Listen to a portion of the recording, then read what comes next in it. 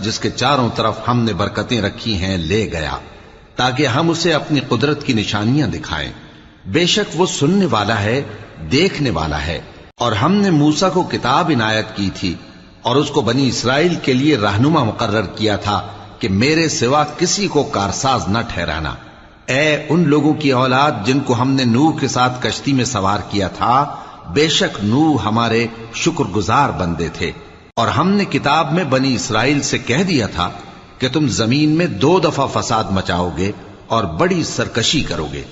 پس جب پہلے وعدے کا وقت آیا تو ہم نے اپنے سخت لڑائی لڑنے والے بندے تم پر مسلط کر دیے، اور وہ شہروں کے اندر پھیل گئے، اور وہ وعدہ پورا ہو کر رہا۔